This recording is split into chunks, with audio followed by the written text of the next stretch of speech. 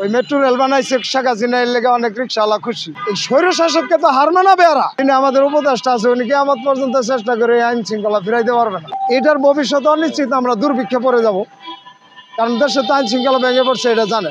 এখন ছাত্রছাত্রীরা দল করতেছে, আমাদের তো স্মরণ করলো না। আমি তো ছাত্রছাত্রীরা ভালোবাসা আমার জীবনটাই ভার্সিটিতে শেষ করে দিলাম। এখন ছাত্রছাত্রীরা দল করতেছে, আমাদের তো স্মরণ করলো না। তাহলে ওদেরকে আমরা ভালোবাসি, ওদের কাছে কি আমাদের ভালোবাসা নাই? আর বলে তো কোনো লাভ নাই।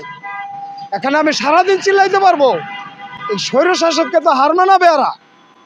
আপনি সারাদিন চিল্লাবেন, আপনার কথা কেউ শুনবে না।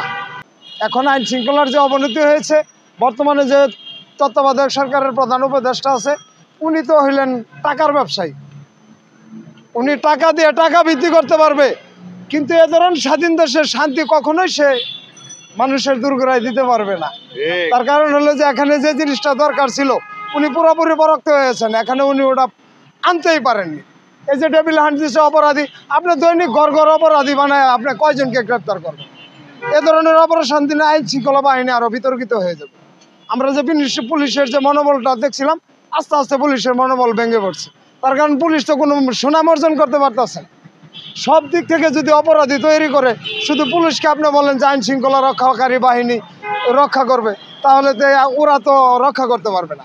এই কয়দিন পরে তো তাদের নিজেদেরকে রক্ষা করার অস্তিত্ব নিয়ে এই একটা সমস্যা তৈরি হবে।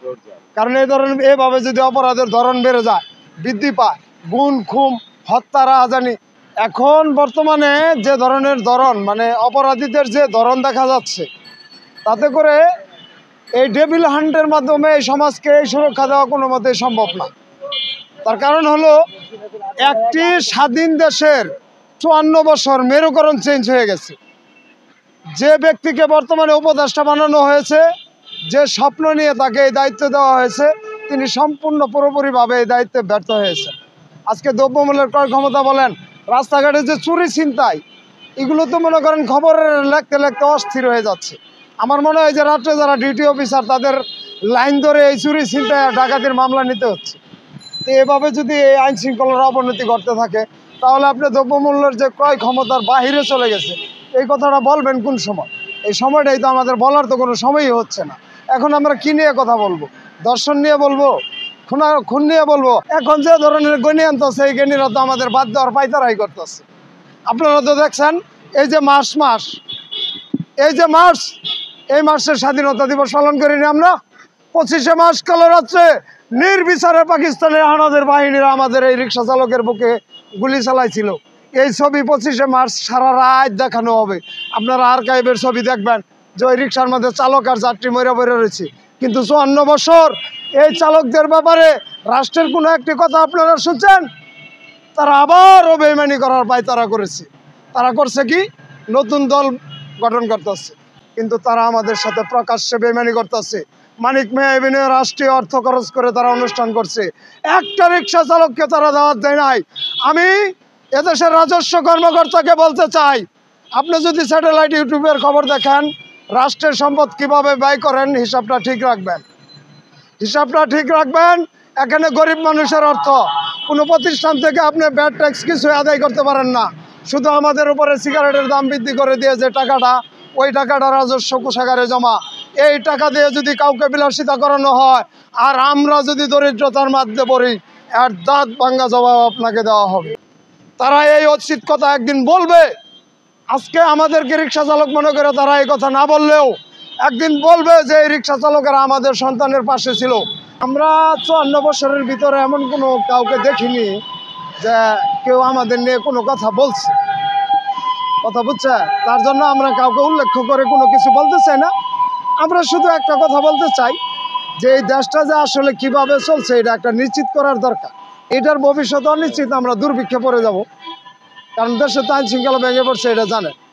আর যিনি আমাদের উপদেষ্টা আছে, উনি কিয়ামত পর্যন্ত চেষ্টা করে আইন শৃঙ্খলা ফিরাইতে পারবে না। তার কারণ হলো যে উনি আসলে আইন শৃঙ্খলা, সামাজিকতা, পারিবারিক বন্ধন, মানুষের সভ্যতা, মানবতা, এগুলো নিয়ে উনি কোনোদিন ওনার কালচারিটি না।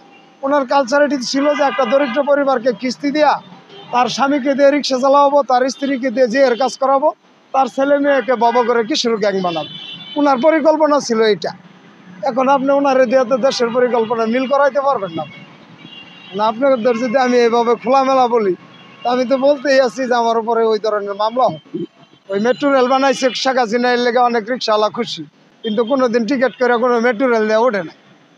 কথা বুঝছেন? তো এরকম আবেগপ্রবণ কথা আমি মোহাম্মদ ফরিদুল ইসলাম বলি না। আমি বাস্তবতার সাথে যা বাস্তব তাই বলবো, এর লেগে আমি কোনো ভয় করি না। কথা বুঝছেন?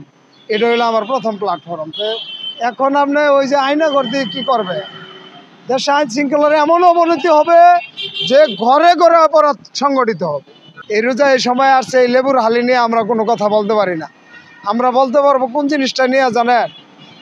যে আমাদের বর্তমানে আমরা এক লেবু নাই খাইলাম, কিন্তু একটা পেঁয়াজও কিনে ইফতার খাইতে পারবো কিনা এই ব্যাপারে আমরা বলতে পারবো। আমি তো বলতেই আছি যে আমার রিক্সা চালকদের হাত থেকে ইফতার সরে গেছে। এরা যে যানজটে পারে, অনেকে জামে পড়ে ইফতার খাইতে পারে না, আর অনেকে অর্থ সংকট, তারা ইফতার কিনতেই পারতেছে না।